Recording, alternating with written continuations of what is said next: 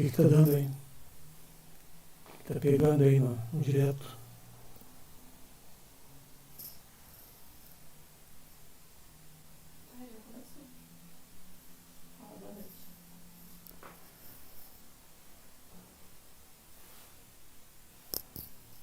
Então, chegada a nossa hora, nesse nosso novo formato de comunicação,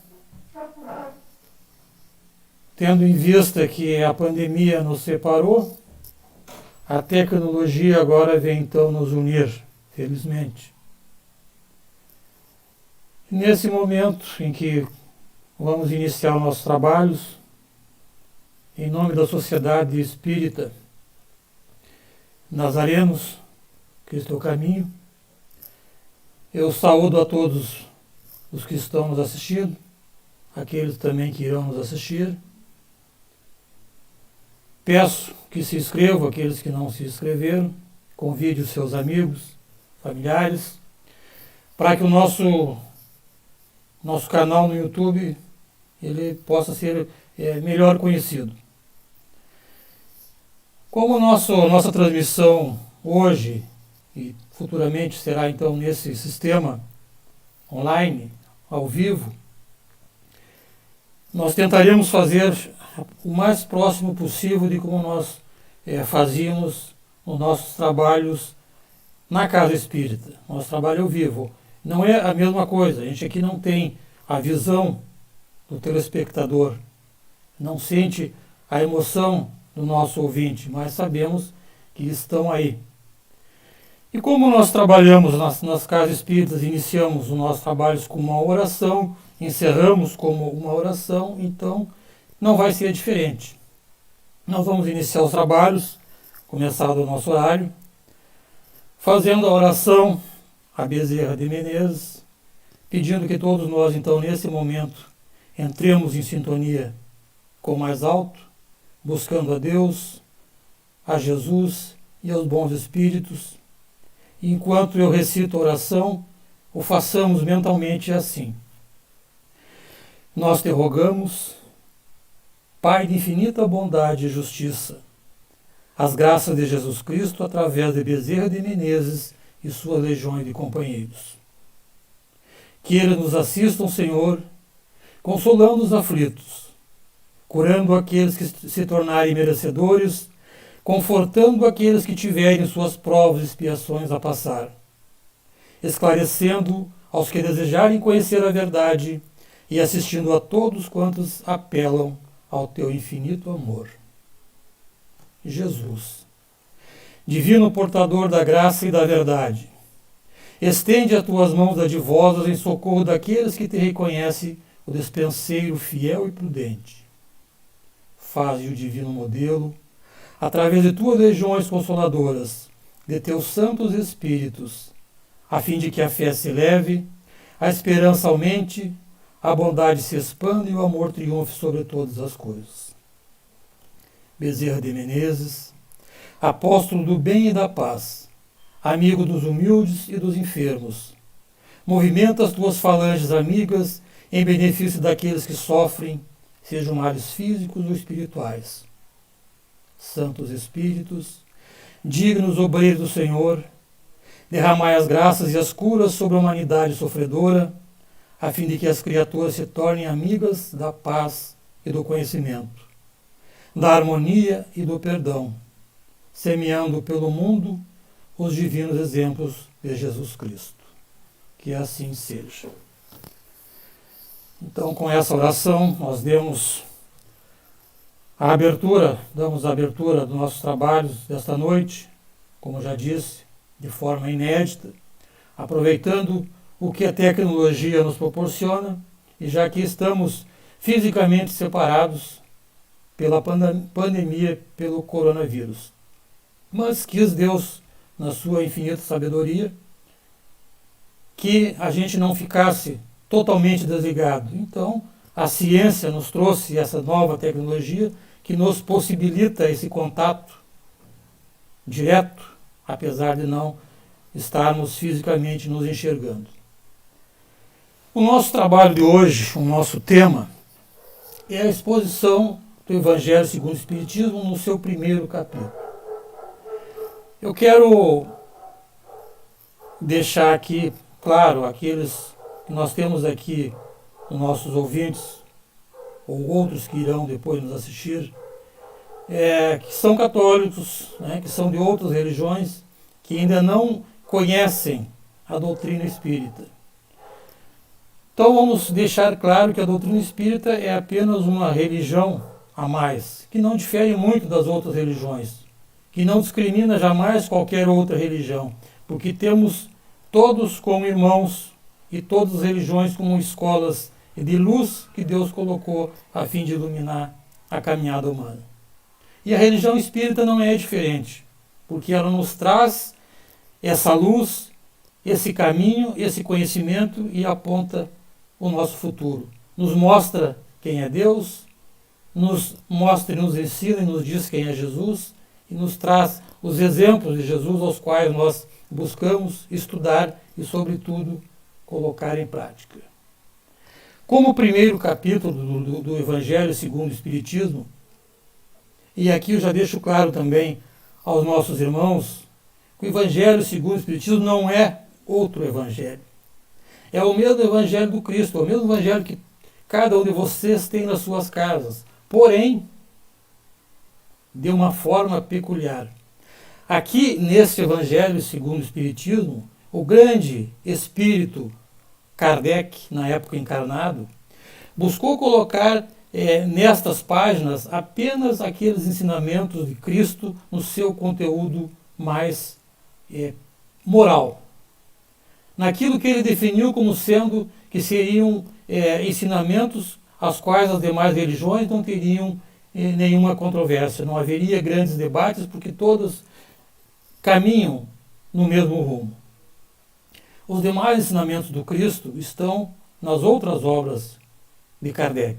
Todo o Evangelho do Cristo ele é trabalhado, ele é estudado em todas as obras de Allan Kardec. Então, o Evangelho segundo o Espiritismo são aquelas lições de cunho moral que Jesus nos trouxe e que não entram em contradição, em choque com as demais religiões. Nós temos no Evangelho segundo o Espiritismo 28 capítulos, sendo que o último capítulo é o capítulo destinado às orações e os demais capítulos são lições que Jesus nos trouxe e que nós reproduzimos nos nossos estudos sistematicamente, porque nós temos a necessidade do aprendizado, a necessidade de gravar, de entender aquilo que Cristo veio nos ensinar. E a proposta do Espiritismo é essa, é fazer com que a gente aprenda essas novas lições, esses novos ensinamentos que o Mestre nos deixou, que até então estava na sua letra fria, mas com o esclarecimento dos Espíritos, tendo à frente o Espírito Verdade, nós conseguimos entender melhor a proposta do Cristo, conseguimos buscar colocar em prática essas propostas a fim de que nós possamos ser espíritos melhores. Digo espíritos porque assim o somos. Somos espíritos encarnados. Ora, estamos na carne, por algum motivo, ou em provas, ou em expiações, alguns muito poucos missionários, como Chico Xavier. Mas nós, a nossa grande maioria, estamos aqui resgatando alguns débitos que nós deixamos lá no passado. Diz o nosso primeiro capítulo, que nós vamos ler na íntegra para que a gente possa entender um pouco mais. Antes que nós entremos, então, nessa seara, especificamente do capítulo 1, vamos entender a necessidade de compreender o porquê dessas coisas. Se nós somos espíritos, se nós estamos aqui temporariamente, por algum motivo, ou em provas, expiações, cada um tem a sua missão, nós necessariamente temos que ter vindo de outras vidas. Temos que ter sido criado em outro momento. O nosso corpo físico foi criado quando nós nascemos, mas o corpo físico, ele é perecível. O corpo físico fica, o espírito continua, o espírito é imortal. Tivemos um começo, mas não teremos jamais um fim. E quando nós fomos criados? Essa pergunta, nem os espíritos codificadores sabem. Eles sabem que nós somos criados simples e ignorantes, ou seja, sem sabedoria. E fomos colocados no mundo para que a gente, através do nosso esforço, do nosso aprendizado, a gente possa ir evoluindo ao longo das nossas caminhadas evolutivas, que já é milenar e será eterna, porque não morreremos. Estamos entre tantas leis divinas submetidos à lei do progresso. Nós, o que éramos ontem, hoje somos diferentes. Se nós olharmos para trás, desde que nós nascemos, nós podemos ver que a civilização avançou muito na questão científica, tecnológica, em todas as questões de saúde, e muito tem que avançar. Então, a religião, os ensinamentos também obedecem essa lei do progresso. É nos dado conforme o nosso conhecimento, conforme as nossas vivências. Se lá no início, quando nós somos criados simples e ignorantes, nós não nos lembramos, mas ao longo da nossa trajetória nós tínhamos os mestres para nos orientar e para nos guiar. E nessa caminhada nós temos, segundo o ensinamento dos Espíritos, 3 grandes revelações, que é o tema do nosso primeiro capítulo. Eu não vim destruir a lei. Nos diz esse capítulo, nos fala dos subtítulos, as 3 grandes revelações, Moisés, Cristo e o Espiritismo. Por que 3 grandes revelações? Porque nós, como seres em desenvolvimento, precisamos ir redescobrindo ou descobrindo as coisas, especialmente do Espírito, aos poucos. Nós não temos condições de acessar as grandes verdades porque somos ainda muito ignorantes no nosso conhecimento.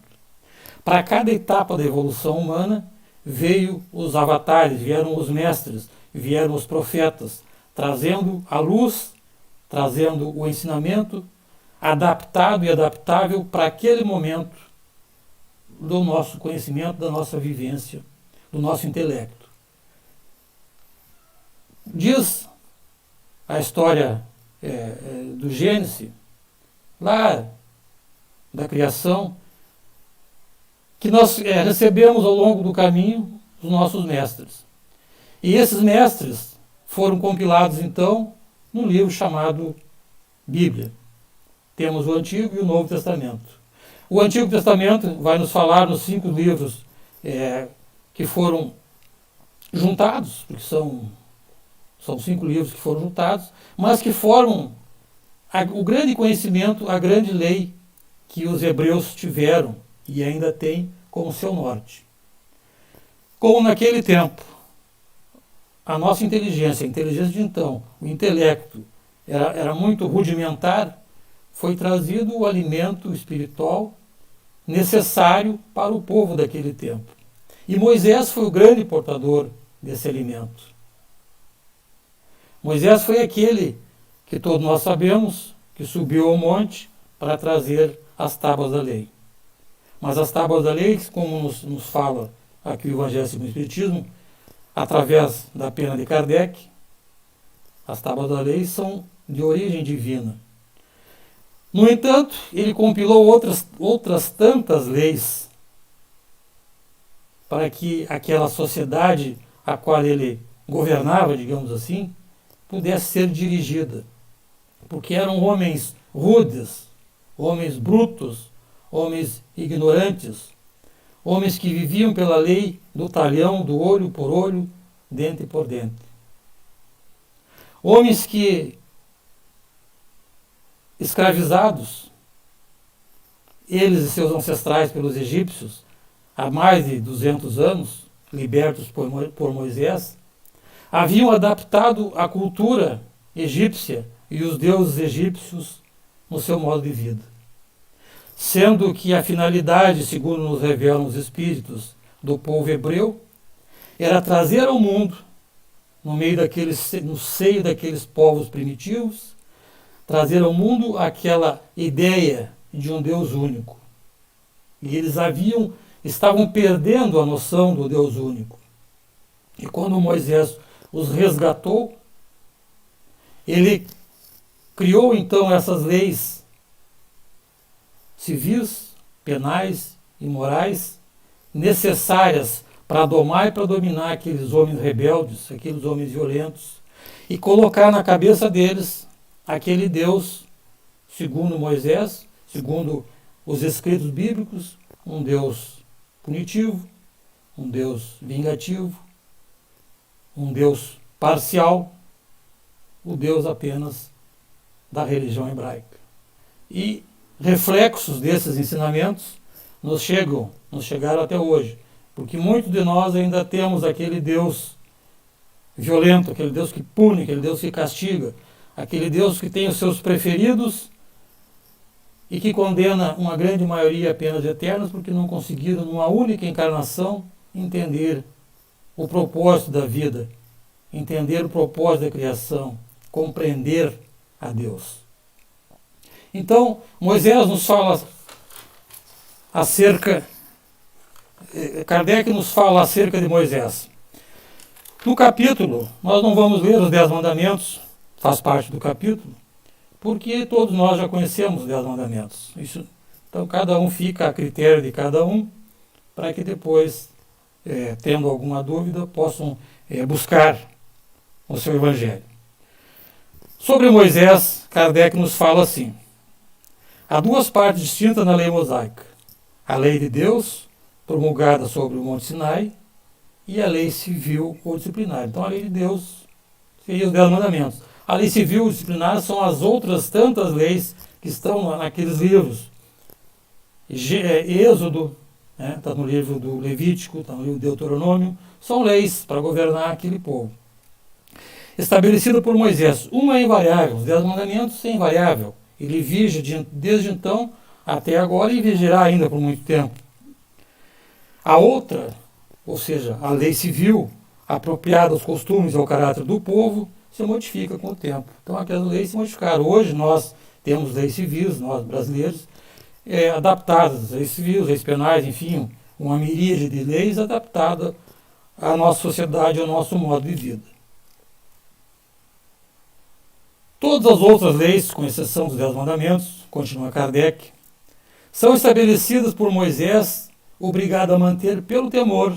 Então, aquele Deus do temor, aquele Deus punitivo, aquele Deus vingativo, obrigado a manter pelo temor um povo naturalmente turbulento e indisciplinado, no qual tinha que combater os abusos enraizados e os preconceitos hauridos na servidão do Egito. Para dar autoridade às suas leis, ele deveu atribuir-lhes origem divina. Então ele atribuiu essas leis a Deus, para que ele tivesse mais autoridade para esse povo. Se Deus está dizendo, quem sou eu para dizer que não? Então, todos se submetem ouvindo esse nome. Assim como fizeram todos os legisladores de povos primitivos. Então, isso foi copiado. Os povos primitivos copiavam, se erigiam senhores e se erigiam também como, digamos assim, como amigos, né? Como enviados da divindade. Para quê? Para que possa manter o seu povo submisso. Quando o povo não é submisso ao rei, porque o rei detém o poder da força, o povo é submisso a Deus, ao profeta, ao padre, ao pastor, enfim, porque esses se dizem que têm também um mandato divino. Né? São eles que têm a carta que os outorga a serem aqueles representantes de Deus. O ser humano comum jamais se revoltaria, porque estaria se revoltando contra o próprio Deus, contra um dos seus prepostos. A autoridade do homem deveria se apoiar sobre a autoridade de Deus, mas só a ideia de um Deus terrível poderia impressionar homens ignorantes, nos quais o senso moral e o sentimento de uma delicada justiça eram ainda pouco desenvolvidos. Se vivia mais era pela lei e do talhão, pela violência, pela força. Não se tinha muita piedade. É bem evidente que aquele que tinha colocado em seus mandamentos, tu não matarás, porque quando Moisés desceu do monte, estava ali no número 5 do mandamento, não matareis. Mas isso não foi levado em conta por Moisés, tanto é que ele ficou tão irado quando ele desceu e aqueles outros haviam feito tal bezerro de ouro, se insurgido contra Deus, que ele convocou a sua guarda pessoal e foi lá e dizimou eles e muitos outros tantos. Então não matar para eles não fazia o menor sentido. Mas Deus jamais se contradiria nos seus ensinamentos, porque a lei de Deus ela é eterna e imutável. Tu não matarás, tu não farás mal ao teu próximo. Não poderia se contradizer fazendo delas um dever de extermínio. As leis mosaicas, propriamente ditas, tinham, pois, um caráter essencialmente transitório. Então, o que a gente vê ali nesses livros, no Antigo Testamento, naquelas leis que nos trazem, nos traçam um Deus com o qual o Cristo jamais endossou, porque Cristo veio nos apresentar o Deus do amor, que nós devemos amar a Deus sobre todas as coisas. Ele veio enfatizar isso. E Moisés nos apresenta um Deus que nós devemos respeitar pelo temor e pelo terror. Então essa é a ideia desse Deus vingativo que Cristo veio também modificar. Sendo então as três revelações de Moisés necessárias para aquele povo que durou da época de Moisés até a época de Cristo, se passaram entre Moisés e Cristo aproximadamente 1.200 e 1.300 anos. E nesses 1.200, 1.300 anos, essa lei estava em vigor, a lei do talhão. Mas no germe da lei do amor, que Cristo veio nos alertar, já estava a lei de Deus, já estava a lei do amor, já estavam essas leis que Cristo veio exemplificar. O amar a Deus e ao próximo estão lá no livro de Levítico, no livro de Números. E o fariseu, quando interrogou Jesus no templo, para ver se Jesus realmente sabia, disse: mestre, qual é o maior dos mandamentos? Aí que os mandamentos da lei. A lei, porque a lei era dividida naquele livro, no Pentateuco, e também nos profetas. Qual é o maior mandamento da lei? Aí Cristo disse: amarás o Senhor teu Deus de todo o teu coração, de toda a tua alma, com todas as tuas forças. Esse é o primeiro mandamento. E amarás o próximo como a ti mesmo. Esse é o segundo mandamento. Mandamentos que lá estavam naquelas leis compiladas e que fazem parte da Torá. E Jesus veio depois exemplificar essas leis, veio vivenciar essas leis, veio demonstrar essas leis, trazer a lume essas leis, que é uma das maiores leis, que é a lei do amor. E Jesus diz assim, quando ele se apresenta, que ali, essa parte aqui, que quando ele nos fala, ele estava discorrendo no Sermão da Montanha, então ele vem discorrendo no Sermão da Montanha e vem dizendo, aí ele chega, conforme anotou São Mateus no capítulo 5, versículos 17 e 18. Aí Jesus diz assim, não penseis que eu vim destruir a lei, os profetas. Ou seja, ele não veio destruir tudo que já estava escrito. Ele não veio destruir a lei do amor que já estava semeada. Ele não veio destruir tudo aquilo que os profetas tinham ensinado também para aquele povo, porque era necessário naqueles 2000 e poucos anos. Jesus não veio destruir nada daquilo. Eu não vim destruí-los, mas dar-lhe cumprimento. Ou seja, ele veio completar, ele veio explicar, ele veio exemplificar aquela lei.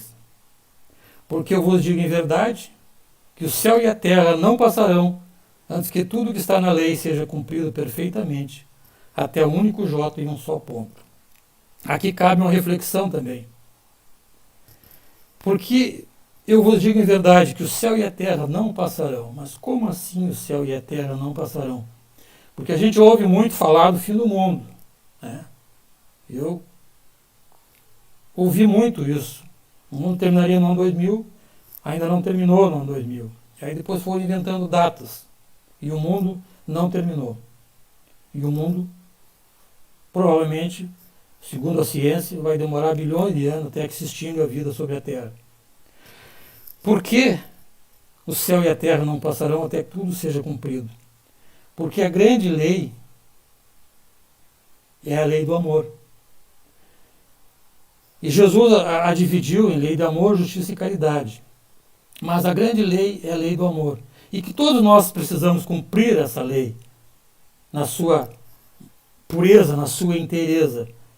Mas como isso vai se dar? Nossa caminhada, no nosso grande aprendizado, na nossa evolução espiritual.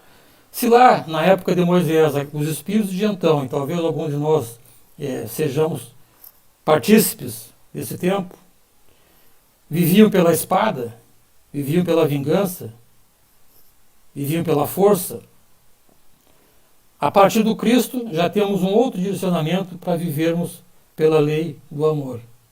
Mas até agora, muitos de nós não conseguiu assimilar esses ensinamentos. Muitos ainda estamos vivendo na lei do talhão. Ainda estamos retribuindo a vingança pela vingança, olho por olho, dente por dente. Mas é necessário que se cumpra tudo isso. É necessário que se cumpra do tio até o jota. Já disse Cristo, seremos um só rebanho e um só pastor. E como isso se dará? Como nós somos espíritos imortais, estagiando na Terra, nas várias etapas, já passamos pelo mundo primitivo, estamos no mundo de expiações e provas, e a próxima etapa é o plano de regeneração, estamos, digamos assim, no limiar desse mundo. Nós aqui retornaremos, com certeza, para aprender. Voltaremos outras tantas vezes para aprender cada vez mais, até que esse plano chamado Terra, esse planeta chamado Terra, um dia será planeta de regeneração, seja futuramente, depois do planeta de regeneração, um outro planeta, esteja num outro patamar, para que quando terminar, segundo a classificação de Kardec, de mundo feliz, depois do mundo de regeneração, nós possamos passar aos mundos celestiais. Quando passarmos ao mundo, todos passarmos aos mundos celestiais, seremos espíritos puros. Aí tudo está se cumprido. Aí nós já cumprimos toda a lei do amor, da justiça e da caridade. Mas até que tudo se dê, nós vamos caminhar muito ainda. Vamos buscar acertar muito e vamos errar muito também.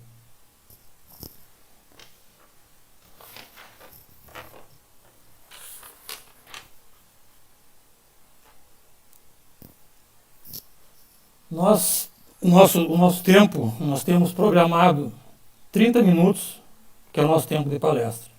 Obviamente que sabíamos de antemão que os 30 minutos seriam insuficientes para que a gente possa vencer, no mínimo, esses três conteúdos: Moisés, Cristo e o Espiritismo.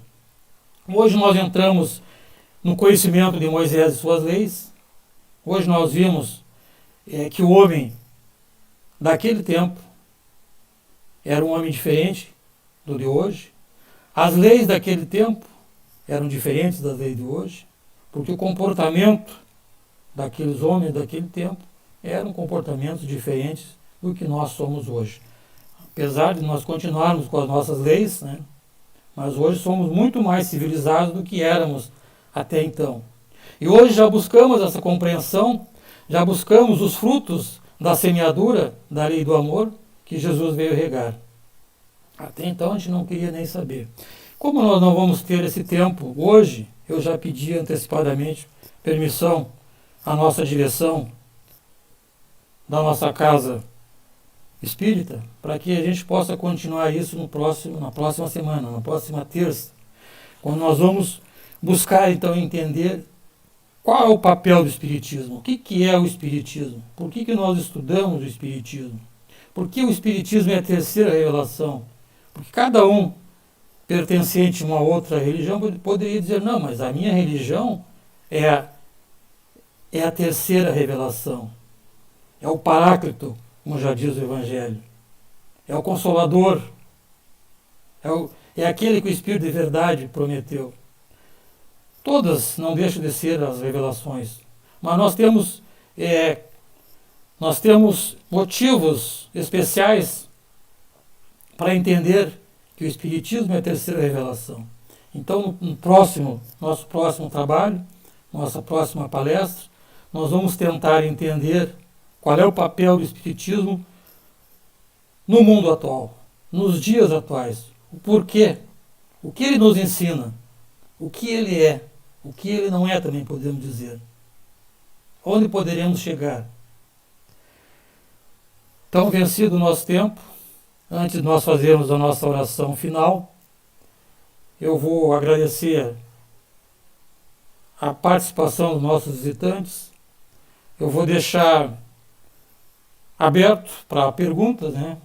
Podemos continuar aqui perguntando alguma dúvida. Eu sei que muitas dúvidas vão surgir, porque dúvidas nós sempre teremos, e eu tenho até hoje.